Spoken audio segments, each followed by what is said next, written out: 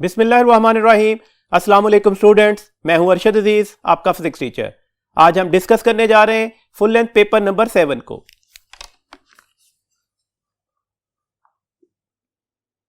जी student, question number 141 है, no kinetic energy is possessed by. Option alpha है a shooting star, option beta है a rotating propeller on a moving airplane, option Charlie है a pendulum at the bottom of its swing, option delta है an elevator standing at the 5th floor. Kinetic energy that is the energy possessed by a moving body. Motion की वजह से जो poses होगी energy, उसे हम kinetic energy का word बोलते हैं। तो अभी हमने यहां पर सिर्फ यही ऑप्शन ढूंढनी है कि कौन सी ऑप्शन में मोशन नहीं हो रहा। तो आपको नजर आ रहा है option delta, N elevator standing at the 5th floor, standing. तो डेट्स वाई हमारे पास यहां पर कोई मोशन नहीं है, तो डेट्स वाई इस जगह पर किनेटिक एनर्जी का ऑप्शन क्या निकलेगा? 0। तो करेक्ट ऑप्शन हमारे पास क्या हो गई? डेल्टा। 142 क्वेश्चन है, a 40 Newton object has fallen 4 meter and is 6 meter above the ground. Its kinetic energy in joule will be। आपने kinetic energy कैलकुलेट करनी है। एक ऑब्जेक्ट है जिसका वेट दिया गया 40 न्यूटन, वो 6 मीटर ग्राउंड से फासले पर है। जब वो 4 मीटर ड्रॉप होते हुए डिस्टेंस कवर्ड कर देता है, तो आपने अब बताना है कि यहां पर इसकी किनेटिक एनर्जी क्या होगी। अब किनेटिक एनर्जी कैलकुलेट करने का तरीकेकार क्या होगा? किनेटिक एनर्जी कैलकुलेट करने के लिए सबसे पहले तो आपको वेलोसिटी कैलकुलेट करनी होगी। थर्ड इक्वेशन ऑफ मोशन लगी 2gs is equal to the vf square minus vi square. अब देखिएगा यहां पर इनिशियल वेलोसिटी तो 0 ही है। अगर इनिशियल वेलोसिटी 0 है तो ऑटोमेटिकली हम इस पॉइंट पर ही वेलोसिटी को कैलकुलेट कर रहे हैं, तो ये v स्क्वायर हो गई। तो डेट से हमारे पास क्या हो गया? 2, g की वैल्यू 10 और कितना डिस्टेंस कवर्ड किया है उसने? 4।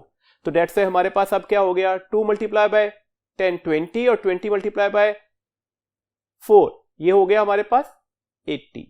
ये v स्क्वायर की वैल्यूज निकल आई। अब आप किनेटिक एनर्जी कैलकुलेट करेंगे, that is the half mv square. अब देखिएगा यहां पर हमारे पास मैस कैसे कैलकुलेट करेगा? वेट गिवन है 40 न्यूटन का, मैस किसके बराबर होता है? w बाय g के, because w is equal to mg। तो w की वैल्यूज तो 40 थी, g 10 है, तो 40 बाय 10 किसके बराबर आ जाएगा? 4 किलोग्राम। तो अब हमारे पास वैल्यू सारी की सारी नोन हो गई। अब हम वैल्यूज में रिप्लेसमेंट दे देते हैं, मैस की जगह 4 लिख दिया और यहां पर v स्क्वायर की वैल्यूज ही कैलकुलेट की थी, तो डेट्स वाई हमने उसकी जगह पर क्या मेंशन कर दिया? 80। आप अगर इसको ऑपरेट करते हैं तो 2 2s और 4 होते हैं, तो 2 मल्टीप्लाई बाय 80 किसके बराबर आ जाएगा? 160 जूल। तो हमारे पास करेक्ट ऑप्शन कौन सी हो गई? बीटा। 143 क्वेश्चन है जी, the quantity pv divided by kt represents the. Option alpha है mass of the gas, option beta है kinetic energy of the gas, option Charlie है number of moles of the gas और option delta है number of molecules of the gas. देखें हमारे पास ideal gas equation pv is equal to the nr t, वे t हमने absolute temperature लिया, n की वैल्यूज लगाई, n is capital N over Na, where ये नंबर ऑफ मॉलिक्यूल्स हैं और ये एवोगाड्रोस नंबर है, जबकि स्मॉल n को हम नंबर ऑफ मोल से रिप्रेजेंटेशन दे रहे होते हैं। आप सबको ये भी अच्छी तरह से पता है R बाय Na किसके बराबर आएगा? ये हमारे पास बोल्ट्जमैन कांस्टेंट के बराबर आ गया। तो डेट से हमने क्या लिखा? n, और R बाय Na की जगह पर इसकी वैल्यूज लिखी k और ये आ गया t। अब ये kt का फैक्टर दूसरी साइड पर जाकर डिवाइड हो रहा है, तो pv डिवाइडेड बाय kt किसके बराबर निकल आएगा? n के। तो ये आपके पास आंसर है, that is the number of molecule. तो करेक्ट ऑप्शन कौन सी हो गई? That is delta. Delta option हमारे पास क्या है? Number of molecules of the gas. 144 question है, which relation is true for cp and cv। हमें सबको अच्छी तरह से पता है the difference between the cp and cv is equal to the r। This means that cp किसके बराबर आ जाएगा? cv इधर जाकर ऐड हो गया cv प्लस r के। तो ये इक्वेशन हमें वाज़ेह तौर पर लीड कर रही है कि cp की वैल्यू लार्जर निकलेगी as compare to the cv। तो हमारे पास करेक्ट ऑप्शन कौन सी हो गई? बीटा। 145 क्वेश्चन है, consider the given velocity time graph, it represents the motion of. देखिए वेलोसिटी टाइम ग्राफ को जरा गौर से देखिएगा। हमें यहां पर नजर आ रहा है कि टाइम 0 है तो वेलोसिटी मैक्सिमम है। जैसे जैसे टाइम बढ़ता जा रहा है वेलोसिटी कम होते होते 0 हो गई। उसके बाद टाइम का फैक्टर फर्दर बढ़ रहा है, वेलोसिटी भी बढ़ रही है, लेकिन अब हमारे पास वो दूसरे या अपोजिट क्वाड्रेंट में हमने उसे रिप्रेजेंटेशन दे दी। अब किसी भी पॉइंट पर चले जाएं, हमारे पास यहां पर जो स्लोप होगा वो नेगेटिव ही होगा। और नेगेटिव स्लोप किस चीज को बताएगा? एक्सेलेरेशन को। एक्चुअली वेलोसिटी टाइम ग्राफ का स्लोप एक्सेलेरेशन ही है ना, तो दैट्स व्हाई ये एक्सेलेरेशन को बता रहा है कि ये नेगेटिव वैल्यूज में जाएगा। अब अपनी ऑप्शंस को जरा गौर से देखिएगा, ऑप्शंस क्या हैं। A projectile projected vertically upward, तो यस ये केस हो सकता है जब आप किसी प्रोजेक्टाइल किसी बॉडी को वर्टिकली अपवर्ड फेंकते हैं तो होता क्या है, जैसे जैसे ये अपवर्ड जा रहा है इसकी वेलोसिटी क्या करती जा रही है, कम होती जाएगी, मैक्सिमम हाइट पर जाकर वेलोसिटी क्या हो जाएगी, जीरो हो जाएगी। जबकि इस पॉइंट पर जब ये दोबारा नीचे ड्रॉप कर रहा होगा वेलोसिटी बढ़ते बढ़ते दोबारा अपनी मैक्सिमम वैल्यूज पर आ जाएगी। तो डेट्स व्हाई ये हमारे पास केस नंबर ए पॉसिबल है। ऑप्शन बीटा है an electron in the hydrogen atom, तो उसके लिए तो ऐसा कोई केस नहीं है ना, उसकी वेलोसिटी में तो कोई वेरिएशन नहीं आ रही। ऑप्शन चार्ली है bullet fire horizontally from the top of a tower, horizontally from the top of a tower, तो डेट्स व्हाई उसकी वेलोसिटी तो ग्रेजुअली क्या करती जा रही है, जब आप उसे हॉरिजेंटली फेंकते हैं तो वहां पर उसका हॉरिजेंटल कंपोनेंट ऑफ वेलोसिटी तो क्या रहेगा, रिमेन सेम रहेगा, जबकि वर्टिकल कंपोनेंट ऑफ वेलोसिटी हर लम्हे बढ़ रहा होगा तो वेलोसिटी तो वहां पर बढ़ रही होगी, इंक्रीज कर रही होगी, तो डेट्स व्हाई उसमें डिक्रीजिंग का फैक्टर नहीं आ सकता। डेल्टा ऑप्शन है an object in the positive direction with decreasing speed, तो ये भी हमारे पास केस नहीं है। तो इसका मतलब है इस वक्त ये बेस्ट रिप्रेजेंटेशन किसके साथ आ रहा है, अल्फा ऑप्शन के साथ। 146 क्वेश्चन है a projectile is fire horizontally with an initial speed of 20 metre per second, its horizontal speed after the 3 second will be. एक प्रोजेक्टाइल को हमने हॉरिजॉन्टली फेंका है, कितनी स्पीड के साथ, यही स्पीड इसकी क्या कहलाएगी, VIX, बिकॉज इस लम्हे के ऊपर जब आप इसे फेंक ही हॉरिजेंटल रहे हैं तो वर्टिकल कंपोनेंट ऑफ वेलोसिटी क्या निकलेगा, जीरो। और प्रोजेक्टाइल मोशन में आप 1 सेकंड पर के बाद वेलोसिटी ले लें, 2 सेकंड्स के बाद ले लें, 3 सेकंड्स के बाद ले लें, या किसी भी टाइम फैक्टर के बाद वेलोसिटी लीजिएगा, तो वेलोसिटी में हमारे पास जो x कंपोनेंट होगा वो हमेशा क्या रहेगा, सेम रहेगा। तो डेट्स व्हाई कितनी वैल्यूज रहेगी 3 सेकंड के बाद भी, हॉरिजॉन्टल कंपोनेंट ऑफ वेलोसिटी की 20 मीटर पर सेकंड ही। तो करेक्ट ऑप्शन हमारे पास कौन सी हो गई, दैट इज द अल्फा। जी नेक्स्ट क्वेश्चन है हमारे पास 147 a uniform metre scale balance at the 40 centimetre mark when weight of 10 gram and 20 gram are suspended from the 10 centimetre and 20 centimetre marks, the weight of the metre scale is, balance है ना, तो यहां पर हमारे पास second condition of equilibrium का question है। Summation torque हमारे पास किसके बराबर आएगा, जीरो के। समेशन टॉर्क कब जीरो होगा, जब sum of all the anti clockwise torque किसके इक्वल निकलेंगे, क्लॉकवाइज टॉर्क्स के। अब देखिएगा कंडीशन क्या है, मीटर रॉड है, ऑब्वियसली यूनिफॉर्म मीटर रॉड का वेट कहां पर लाई कर रहा होगा, 50 सेंटीमीटर मार्क के ऊपर, एग्जैक्टली कहां पर लाई कर रहा होगा, उसके सेंटर पर। इसे हमने कहां पर पिवट करवाया, 40 सेंटीमीटर मार्क पर, 10 और 20 सेंटीमीटर पर हमने कुछ वेट हैंग कर दिए। वेट 10 ग्राम एंड 20 ग्राम है बेसिकली, तो ये मैसेज की वैल्यूज दी गई है, लेकिन हम इसे वेट समझकर ही कैलकुलेशंस करेंगे, तो डेट्स है जो W निकलेगा वो ग्राम्स में डायरेक्टली निकल आएगा हमारे पास। अब देखिएगा ये भी एंटी क्लॉकवाइज टॉर्क प्रोड्यूस कर रहा है और ये भी एंटी क्लॉकवाइज टॉर्क प्रोड्यूस कर रहा है। टॉर्क की वैल्यूज क्या होती है, टॉर्क लिया जाता है कि आप फोर्स को किससे मल्टीप्लाई कर देते हैं, मोमेंट आर्म से।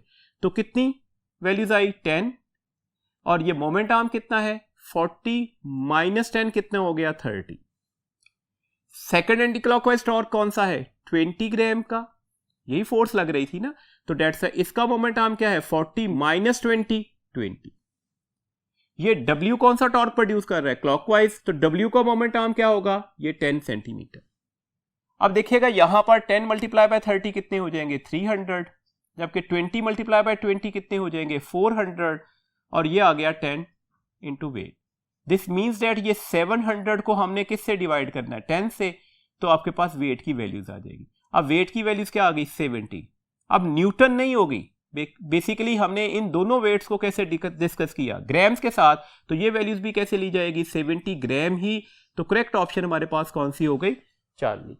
148 क्वेश्चन है जी, a train is moving with a constant speed along a circular track, the engine of the train emits a sound of frequency F, the frequency heard by the guard at rear end of the train।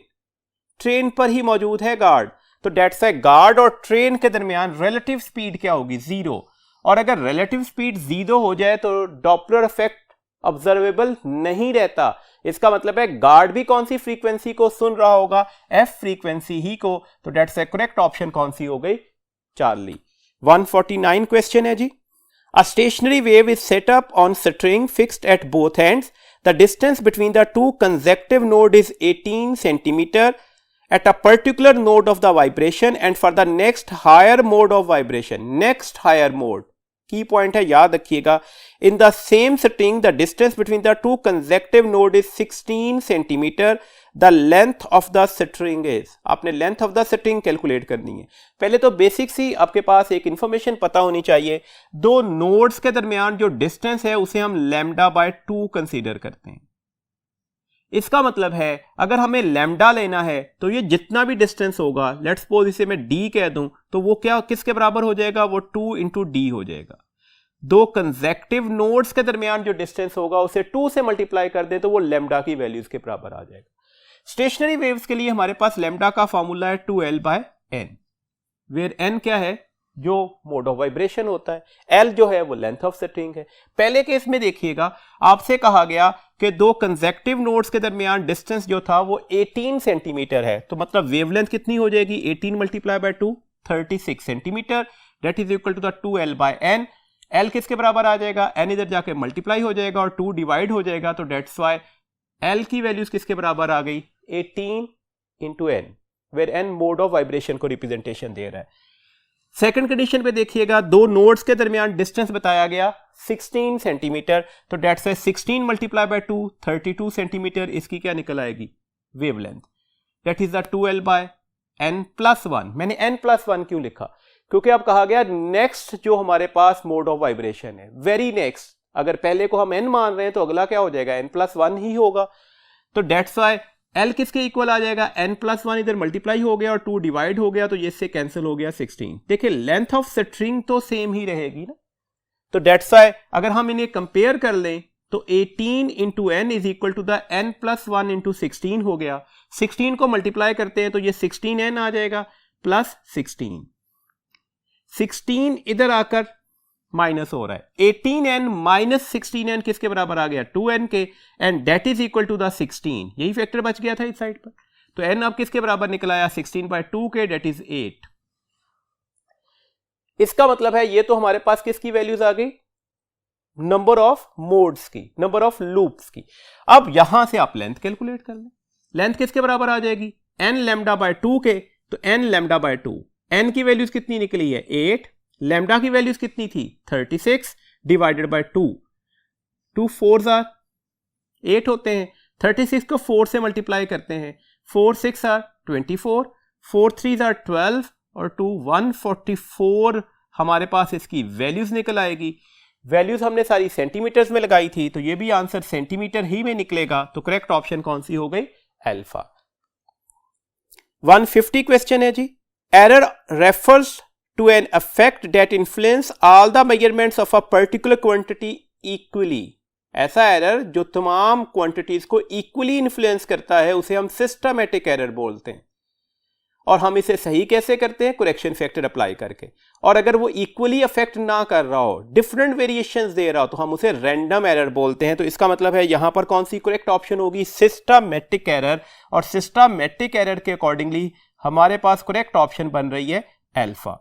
151 question है जी हमारे पास, mathematical formula of instantaneous velocity for a body executing simple harmonic motion is.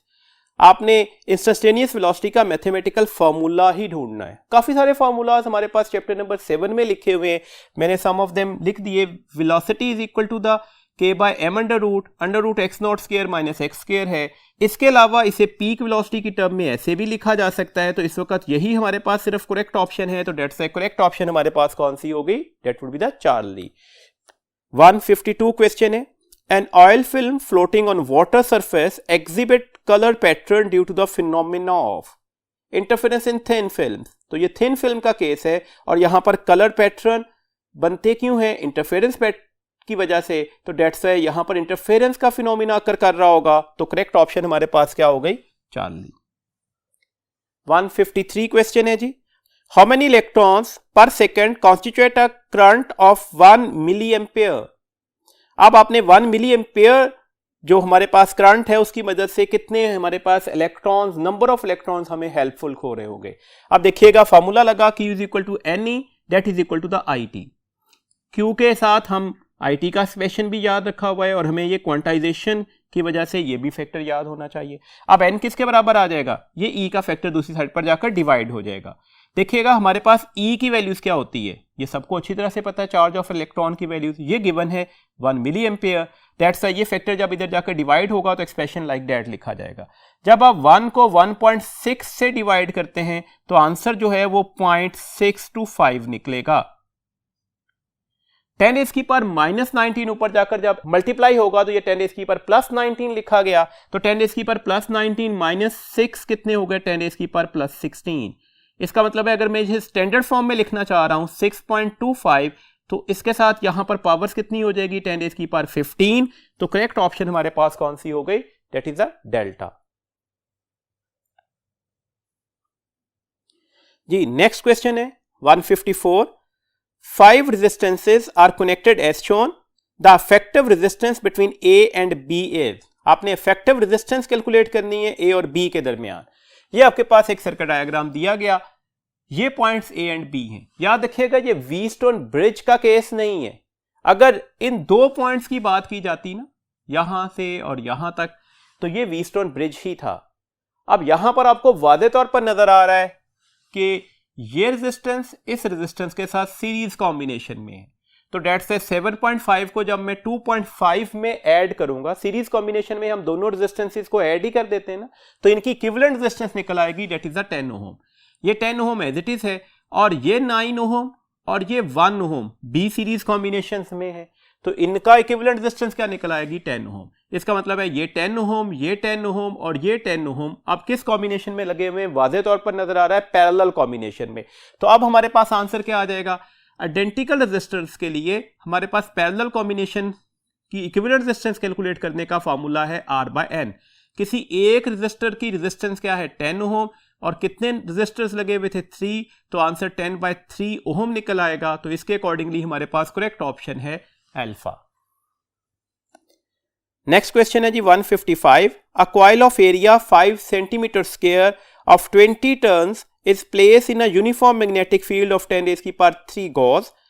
The normal to the plane of the coil makes an angle of 60 degree with the magnetic field. The flux in Maxwell through the coil is, आपने flux calculate करना है लेकिन हमें answer Maxwell में चाहिए। देखिए हमारे पास flux का फॉर्मूला क्या होता है, BA cos थीटा, और अगर नंबर ऑफ टर्न ज्यादा हो तो हम इसे NBA cos ऑफ थीटा लिख सकते हैं। ये थीटा कौन सा एंगल होता है, ये मैग्नेटिक फील्ड और normal to the plane of the coil का एंगल होता है, गिवन भी यही था, तो डेट से cos ऑफ 60 लिख दिया। कितने टर्न्स लगे हुए हैं, 20। बी की वैल्यूज कितनी दी गई है, 10 रेज़ की पावर 3 गॉस। देखिए बी का SI यूनिट्स क्या होता है, टेस्ला। ये टेस्ला और गॉस के दरमियान रिलेशन है। दिस मीन्स दैट 1 गॉस किसके बराबर आ जाएगा, 10 रेज़ की पावर -4 टेस्ला के। इसका मतलब हुआ कि अगर मुझे यहां पर टेस्ला में कन्वर्जन करनी है तो जो गॉस में वैल्यूज दी गई थी उससे मल्टीप्लाई कर देंगे 10 रेज़ की पावर -4, तो ये टेस्ला में कन्वर्ट हो गया। एरिया कितना दिया गया था, 5 सेंटीमीटर का स्क्वायर, तो इसे अगर मैं SI यूनिट्स में लिखना चाहूं तो ये 5 × 10 रेज़ की पावर -4 मीटर स्क्वायर हो जाएगा। अब देखिएगा, अब हम इसे फर्दर कंप्यूट करते हैं। ये cos ऑफ 60 किसके बराबर होता है, ये 1/2 है। अगर ये 1/2 है तो ये 2 से तो ये 2 कैंसिल हो जाएगा। अब ये 10 रेज़ की पावर +1 तो बच गया ना, 10 रेज़ की पावर +1 और 10 रेज़ की पावर +3 कितने हो गए, 10 रेज़ की पावर +4। ये 10 रेज़ की पावर +4 का फैक्टर इस 10 रेज़ की पावर -4 के फैक्टर से क्या हो गया, कैंसिल। पीछे क्या रह गया, 5 × 10 रेज़ की पावर -4। हमने SI यूनिट्स यूज किए थे तो डेट से आंसर किस में निकल आया, वेबर में। अब हमें किस में कन्वर्जन करनी है, मैक्सवेल में। तो ये इनके दरमियान रिलेशन है, 1 weber is equal to the 10 raise की पावर 8 मैक्सवेल। दैट्स वाई अगर मैं यहां पर 10 रेज़ की पावर 8 से मल्टीप्लाई कर दूं इस फैक्टर को तो ये मैक्सवेल में कन्वर्ट हो जाएगा। तो आंसर निकल आएगा 5 × 10 रेज़ की पावर 4 और इसके यूनिट्स क्या होंगे, मैक्सवेल। तो दैट्स से हमारे पास करेक्ट ऑप्शन कौन सी हो गई, बीटा। क्वेश्चन नंबर 156 है जी। In a transformer, the number of turns in primary and secondaries are 500 and 200 respectively. If current in primary is 50 ampere, the current in the secondary is, आपने secondary का current calculate करना है।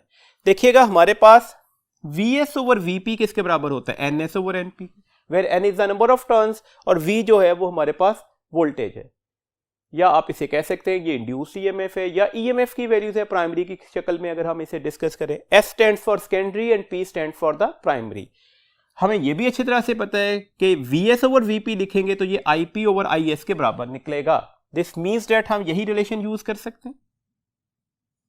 Ns की values 200 है, Np की values 500 है, Ip 50 ampere था, Is calculate करना चाह रहे हैं, ये इससे कैंसिल हो गया। अब आप क्या करेंगे, Is इधर जाके मल्टीप्लाई हो जाएगा, 5 इसके साथ मल्टीप्लाई हुआ और यहां पर 2 डिवाइड हो जाएगा, 225 और 50, तो 25 को 5 से मल्टीप्लाई कर दीजिएगा, 125 एम्पेयर। तो आपके पास ऑप्शन कौन सी ठीक हो गई? 4। नेक्स्ट क्वेश्चन देखिएगा जी 157। The time period of the ripple at the output of the following circuit is. ये सर्किट बना हुआ है, नजर आ रहा है कि ये कौन सा सर्किट है? Half wave rectifier. Half wave rectifier का मतलब है जो इनपुट का टाइम पीरियड होगा वही किसका टाइम पीरियड होगा? आउटपुट रिपल्स का। जो इनपुट की फ्रीक्वेंसी होगी वही आउटपुट रिपल्स की फ्रीक्वेंसी होगी। दिस मीन्स दैट अगर आप इनपुट का टाइम पीरियड कैलकुलेट कर ले तो वही किसका टाइम पीरियड निकलेगा? आउटपुट का निकलेगा।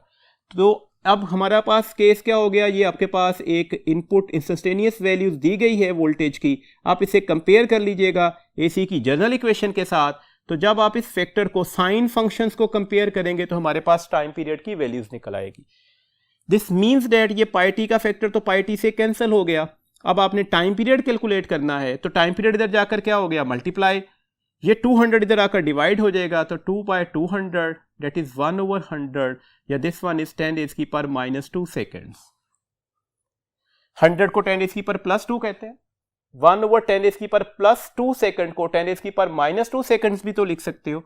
आप इसे 10 इंटू 10 रेज़ की पावर -3 सेकंड्स लिख सकते हैं, बात तो एक ही है। तो इसका मतलब हुआ आंसर क्या निकल आया? 10 मिली सेकेंड। तो करेक्ट ऑप्शन हमारे पास कौन सी हो गई? डेल्टा। नेक्स्ट क्वेश्चन देखिएगा 158 है। Which of the following property must be there in a substance so that it can be use as target in x ray tube. X ray tube के अंदर जो टारगेट होगा उसमें हम दो प्रॉपर्टीज यूज करते हैं। एक तो हम कहते हैं कि उसका एटॉमिक नंबर जो है वो काफी हाई होना चाहिए। नंबर सेकंड कहते हैं कि उसका मेल्टिंग पॉइंट भी काफी हाई होना चाहिए। ये बातें अपने ध्यान में रखिएगा, अपनी ऑप्शंस को डिस्कस कीजिएगा। Option alpha it must be low melting point, तो गलत हो गई। ऑप्शन बीटा है it must have low atomic number, ये भी गलत हो गया। Option Charlie it must have high reflecting ability, reflecting ability का इसमें एज सच कोई कंसर्न मैटर नहीं है। डेल्टा ऑप्शन है it must have high atomic number, तो उसकी एटॉमिक नंबर क्या होना चाहिए? हाई होना चाहिए। देखिएगा एक बात और भी ध्यान में रखिएगा, अगर रिफ्लेक्टिंग एबिलिटी ज्यादा हो गई ना तो ऑब्वियसली वो इलेक्ट्रॉन को रिफ्लेक्ट ज्यादा कर देगा। तो डेट्स व्हाई हमें इस वक्त फोकस किस पर करना था? मेल्टिंग पॉइंट पर, एटॉमिक नंबर पर। तो उसके अकॉर्डिंगली हमारे पास जो करेक्ट ऑप्शन बन रही है it must have high atomic number, that is the delta. 159 question है जी। The ratio of the velocity of a proton and alpha particle is 1:4. The ratio of their de Broglie wavelength is, आपने de Broglie wavelength की ratio calculate करनी है proton से alpha की। Lambda किसके equal निकलेगा? h/mv। h constant है तो lambda is inversely proportional to mv। This means that lambda P over lambda alpha किसके बराबर आएगा? इनवर्स रिलेशन है ना मैस का, तो mass of alpha divided by mass of proton. Velocity का भी इनवर्स रिलेशन है, तो velocity of alpha divided by velocity of proton. आपके पास ये रेशियो क्वेश्चन में गिवन थी कि वीपी ओवर वी अल्फा जो है 1/4 होता है। दिस मीन्स दैट अगर मुझे वी अल्फा ओवर वीपी लिखना हो तो मैं इसका इनवर्स कर दूंगा। Proton alpha particle helium nuclide है। आपको वादे तौर पर नजर आ रहा है कि अल्फा पार्टिकल को जो मैस है वो प्रोटॉन से ऑलमोस्ट 4 टाइम लार्जर होता है। इसका मतलब है M alpha over M P भी क्या निकल आएगा? 4/1। तो आंसर क्या आ गया? 16/1। तो ये इनकी वेवलेंथ की रेशियो निकल आई 16:1। तो करेक्ट ऑप्शन कौन सी हो गई? बीटा। जी नेक्स्ट क्वेश्चन है हमारे पास 160। Isobars are those nuclei of an element that have, देखिए हम 3 टर्म्स यूज कर रहे होते हैं ना, आइसोबार्स, आइसोटोप्स, आइसोटोन्स। इसका थर्ड लास्ट लेटर को देखिएगा, ए, पी, एन, जिसमें नंबर ऑफ न्यूट्रॉन सेम होंगे ऐसे 2 न्यूक्लियाई को हम आइसोटोन्स बोलते हैं। जिसमें नंबर ऑफ प्रोटॉन सेम होते हैं ऐसे 2 न्यूक्लियाई को हम आइसोटोप्स कहते हैं। और जिसका math number A stands for, उसे हम क्या कहेंगे, आइसोबार्स बोलेंगे। इसका मतलब है करेक्ट ऑप्शन कौन सी होगी, ऑप्शन अल्फा। देखिएगा same math number but different atomic number, तो ठीक हो गया जी। तो ऑप्शन अल्फा ही ठीक है इसमें। तो करेक्ट ऑप्शन कौन सी हो गई, अल्फा। 161 क्वेश्चन है जी। In a nuclear reactor the chain reaction is kept under control by rod of cadmium. तो ऐसा ही है, रॉड ऑफ कैडमियम की वजह से हम चेन रिएक्शन को अंडर कंट्रोल रखते हैं। कैडमियम को हम अब्जॉर्बिंग रॉड्स बोल रहे थे ना। ऑप्शन बीटा है, natural uranium has less than 1% of uranium 235। तो ऐसा ही है, इसकी परसेंटेज जो है वो नेचुरल यूरेनियम में लेस देन 1% ही होती है। तो डेट्स ये ऑप्शन भी ठीक हो गई। ऑप्शन चार्ली है, हैवी वाटर और graphite accelerate the neutrons of the reactor. तो ये तो मॉडरेटर्स होते हैं, तो ये एक्सेलरेट नहीं कर रहे होते, स्लो डाउन कर रहे होते। तो ऑप्शन चार्ली गलत हो गई। तो करेक्ट ऑप्शन कौन सी होगी, बोथ अल्फा एंड बीटा। तो डेट्स करेक्ट ऑप्शन है डेल्टा।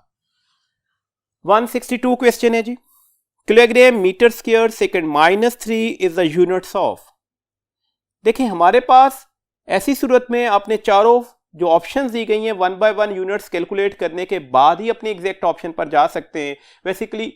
वैसे कुछ यूनिट्स आपको ज़बानी भी याद होते हैं, जैसे हमें समझ आ रही है, वादे तौर पर नजर आ रहा है कि ये एक्चुअली पावर के यूनिट्स होंगे। पावर वर्क बाय टाइम है, डेट्स है पावर के यूनिट्स जूल सेकंड लिखे जाते हैं। जूल को फर्दर हम लिखते हैं किलोग्राम मीटर स्क्वायर सेकंड -2, और साथ में हमारे पास पर सेकंड की वैल्यूज भी है।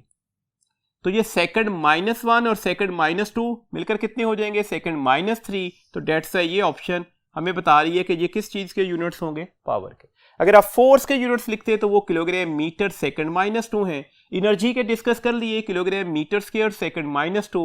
मोमेंटम के यूनिट्स न्यूटन सेकंड्स होते हैं, और न्यूटन की वैल्यूज लगा दें किलोग्राम मीटर सेकंड -2, और ये सेकंड भी है तो ये किलोग्राम मीटर और सेकंड -1 के साथ ऑप्शन निकल आएगी। तो इस वक्त करेक्ट ऑप्शन पावर वाली बन रही है। तो डेट साइड delta is our correct option. 163 क्वेश्चन है। A force F acting on an object varies with distance x as shown. The force is in Newton and x is in meter. The work done by the force in moving the object from x is 3 meter to x is 6 meter. आपने work done calculate करना है जब एक moving object को कहां से कहां तक मूव करवाया जा रहा है, 3 मीटर से 6 मीटर तक। मतलब इस डिस्टेंस ट्रेवलिंग के अंदर आपने वर्क डन कैलकुलेट करना है। किसका ग्राफ बना हुआ है, फोर्स डिस्प्लेसमेंट ग्राफ। इसका अगर आप एरिया ले लेंगे तो यही किस चीज को रिप्रेजेंटेशन दे रहा होगा, वर्क डन को। तो कौन सी शेप बनती हुई नजर आ रही है, राइट एंगल ट्राइंगल। तो एक्चुअली तो हमें सिर्फ एरिया ही कैलकुलेट करना था। यही एरिया हमें किस चीज को लीड कर रहा होगा, वर्क डन को। हमारे पास एरिया किसके बराबर आ जाएगा इस शेप का, half base into height. Base की वैल्यूज क्या है, 6 - 3 कितनी निकल आई, 3। हाइट की वैल्यूज क्या है, यहां से यहां तक 3 न्यूटन, तो ये 3 आ गई। दिस मीन्स डेट ये लिखा जाएगा 9/2 या 4.5 जूल। तो करेक्ट ऑप्शन कौन सी हो गई, that would be the alpha. 164 question है। A body performing simple harmonic motion has displacement, equation लिख दी गई।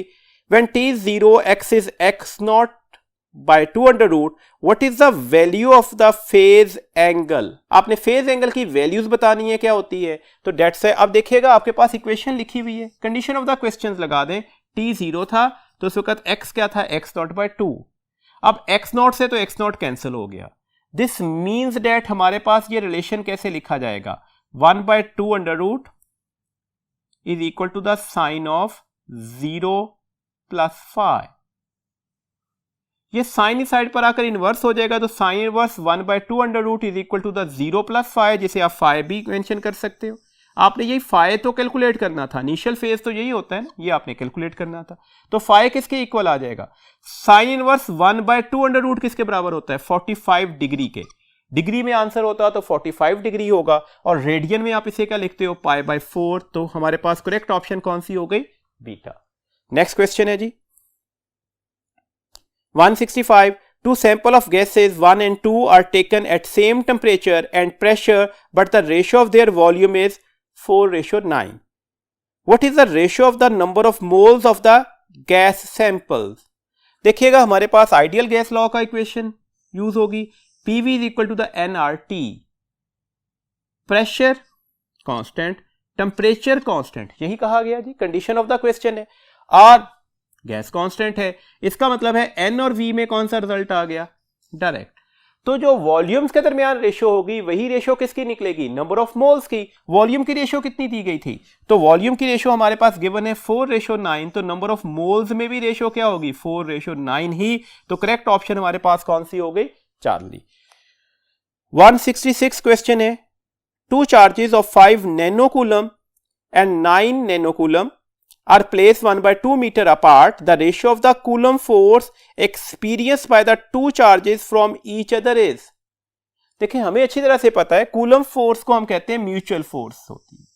मतलब ये है कि ये दोनों फोर्सेस जो हैं वो मैग्नीट्यूड में तो इक्वल होती हैं लेकिन डायरेक्शन में अपोजिट होती हैं।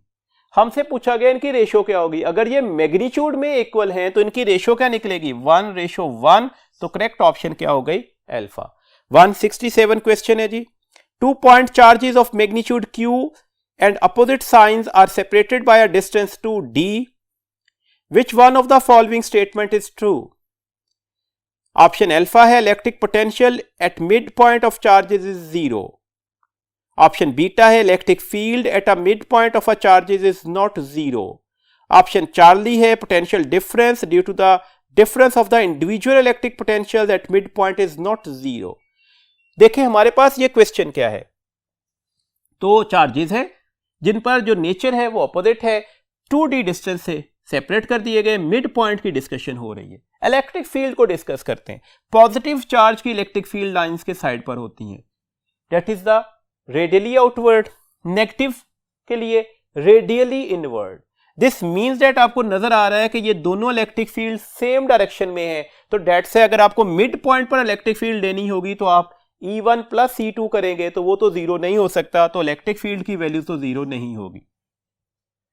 अगर आप पोटेंशियल डिफरेंस की बात करते हैं तो पोटेंशियल डिफरेंस किसके बराबर आ जाता है, V प्लस जो इसका पोटेंशियल होगा माइनस डिफरेंस ले रहे हैं ना, जो इसका पोटेंशियल डिफरेंस होगा V due to the negative point charge. देखें इसकी वैल्यूज क्या निकल आएगी, पोटेंशियल की वैल्यूज होती है ना KQ/D, तो ये तो निकल आएगा KQ/D जो भी डिस्टेंस था, और इसकी वैल्यूज क्या निकलेगी K -Q/D।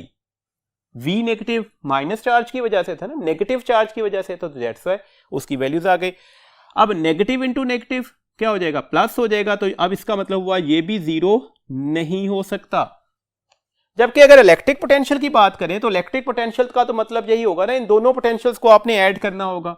जो पॉजिटिव पॉइंट चार्ज का पोटेंशियल है, जो नेगेटिव पॉइंट चार्ज का पोटेंशियल है, दोनों की वैल्यूज लिखकर ऐड कर दें तो ये KQ/D हो गया, और यहां पर क्या निकलेगा K -Q/D, तो ये एक दूसरे से कैंसिल हो जाएंगे, तो ये आंसर क्या हो जाएगा, 0 हो जाएगा। दिस मीन्स दैट इस वक्त हमारे पास कौन सी ऑप्शन जो है वो ट्रू है, तो ऑल ऑफ दीज हमारे पास ऑप्शंस ट्रू हैं, तो कौन सी ऑप्शन ठीक होगी जी, डेल्टा जी। क्वेश्चन नंबर 168 है, two long straight parallel wires held vertically have equal but opposite current as shown in the figure, which of the following effect will be observe. हमारे पास दो पैरेलल वायर्स हैं जिनमें करंट की direction क्या है, वो अपोजिट है। अब देखिएगा अगर हम यहां पर इसमें मैग्नेटिक फील्ड लाइंस की डायरेक्शन तय करना चाहें तो कैसे करेंगे, हम इसे राइट हैंड में ग्रिप करेंगे सच दैट हमारा थंब किस चीज को बता रहा होगा, करंट को, और कर्ल ऑफ द फिंगर किस चीज को बता रहा होगा, direction of the magnetic field lines को। और अगर हम यहां पर ये रूल अप्लाई करना चाहे तो अब थंब डाउनवर्ड हो गया ना, तो ये आपके पास इस तरह से हमने मैग्नेटिक फील्ड लाइंस की डायरेक्शन तय कर ली। आपको वाज़ेह तौर पर नजर आ रहा है कि सेंट्रल रीजन पर दोनों मैग्नेटिक लाइंस की डायरेक्शन सेम है। दिस मीन्स दैट यहां पर जो नेट मैग्नेटिक फील्ड बनेगी वो इन दोनों को ऐड करके ली जाएगी, तो दैट से यहां पर वैल्यू ज्यादा लार्जर निकलेगी as compare to the side regions. तो इसके अकॉर्डिंगली जरा अपनी ऑप्शन को ध्यान में रखिएगा, magnetic field at X is stronger than at Y and जी। तो ऐसा ही हुआ ना, यहां पर दोनों फील्ड्स ऐड हो गई थी तो डेट से ज्यादा बड़ी वैल्यूज निकल आई as compare to the side region. तो कौन सी ऑप्शन ठीक हो गई? अल्फा। वैसे सिंपल इज डेट, हमें अच्छी तरह से पता है कि जो अनलाइक करंट्स हैं वो एक दूसरे को क्या करते हैं? रिपेल करते हैं। रिपल्शन कब होगी? किसी भी जगह पर मूवमेंट कब होती है? हाई कंसंट्रेशन से टुवर्ड्स द लो कंसंट्रेशन। इसका मतलब है ये हायर मैग्नेटिक फील्ड का रीजन होगा और इस साइड पर भी लो मैग्नेटिक फील्ड का रीजन होगा, तो देन ही वायर इस तरह से मूव करेंगी। तो ये सिंपल सी इंफॉर्मेशन से भी हम ये बात कंक्लूड करवा सकते थे। नेक्स्ट क्वेश्चन है जी 169। A coil of area 100 centimeter square has 5000 turns, magnetic field of 0.1 Weber per meter square is perpendicular to the coil. The field is reduced to 0 in 0.1 second. The induced EMF in the coil is। आपने induced EMF calculate करनी है। induced EMF का formula Faraday law of electromagnetic induction से लिखा n del phi by del t। तो del phi की जगह पर हमने लिख दिया del b a cos of theta। क्या बताया गया जी? थीटा एंगल क्या है? कहा गया कि magnetic field is perpendicular to the coil. Magnetic field coil से परपेंडिकुलर है, तो इसका मतलब हुआ कि जो मैग्नेटिक फील्ड है वो नॉर्मल टू द कॉइल के साथ क्या होगी? वो पैरेलल होगी। तो डेट से मैंने यहां पर एंगल क्या लगा दिया? 0 डिग्री। अब कॉज ऑफ 0 तो 1 होता है।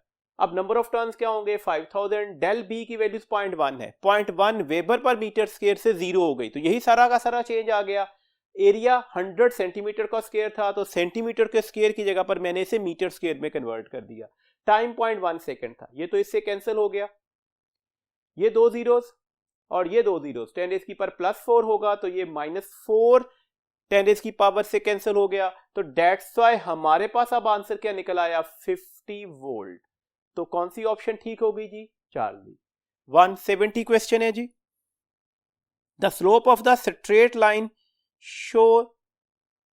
अब जो हमारे पास इस ग्राफ का जो स्लोप है वो किस चीज को रिप्रेजेंटेशन दे रहा है? ग्राफ किसके दरमियान बना हुआ है? स्ट्रेस और स्ट्रेन के दरमियान।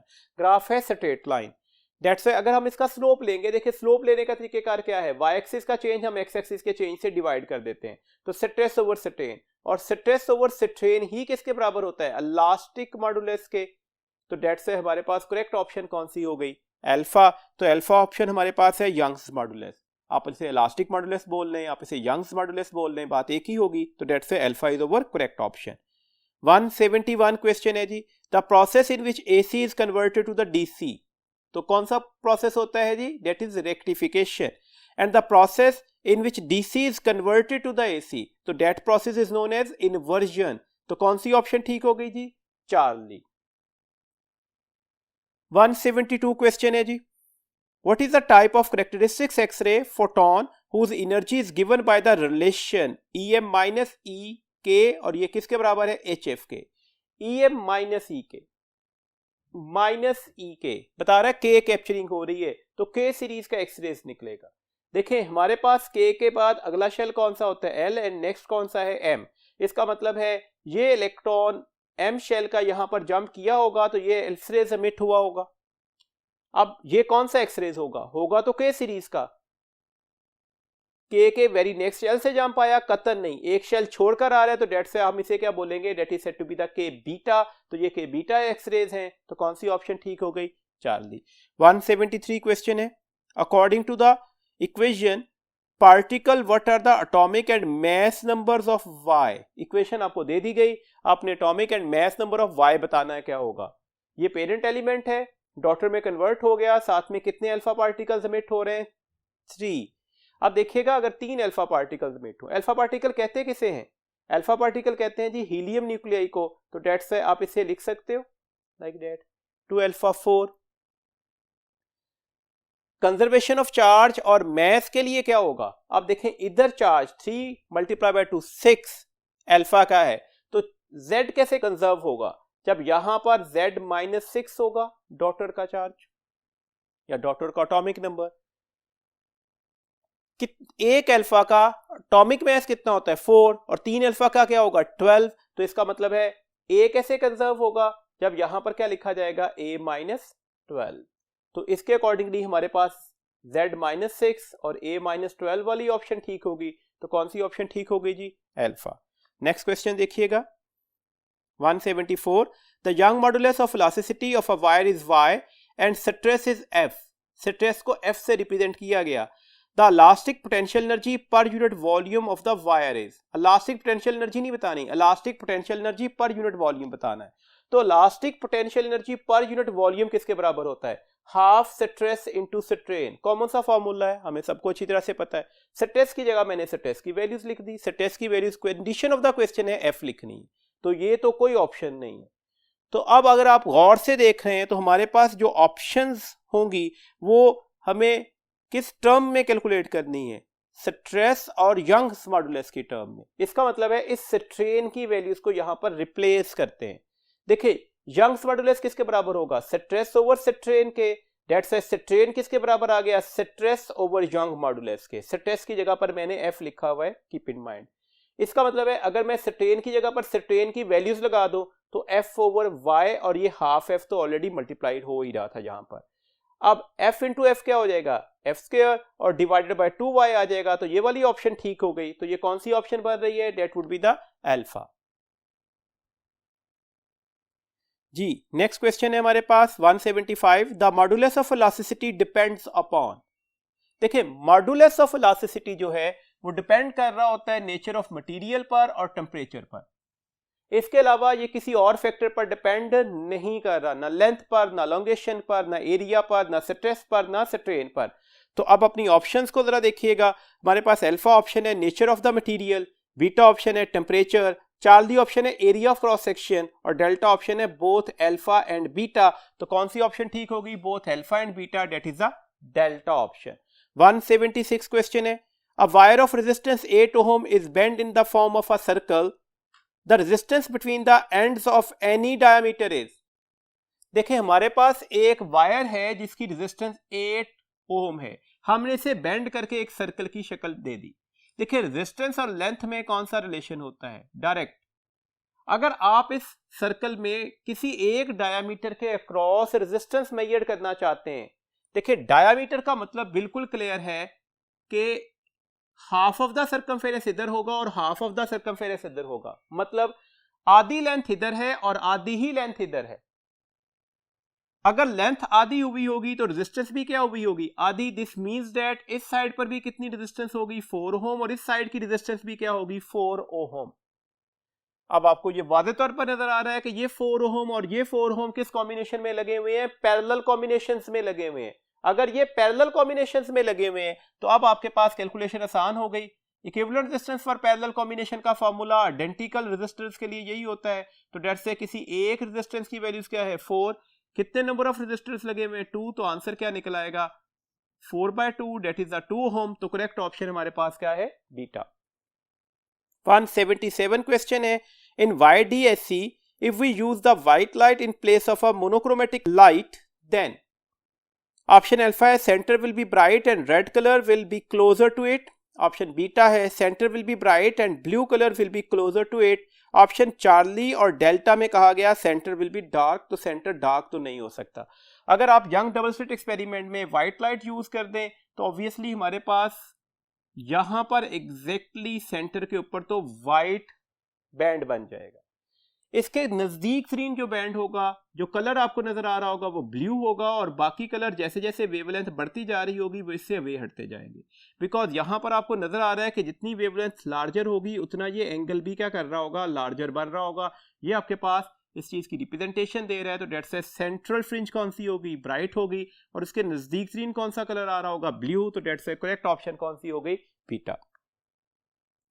नेक्स्ट क्वेश्चन है जी हमारे पास 178 the vertical extension in a light spring by a weight of 1 kilogram suspended from the wire is 9.8 centimeter. The period of oscillation is।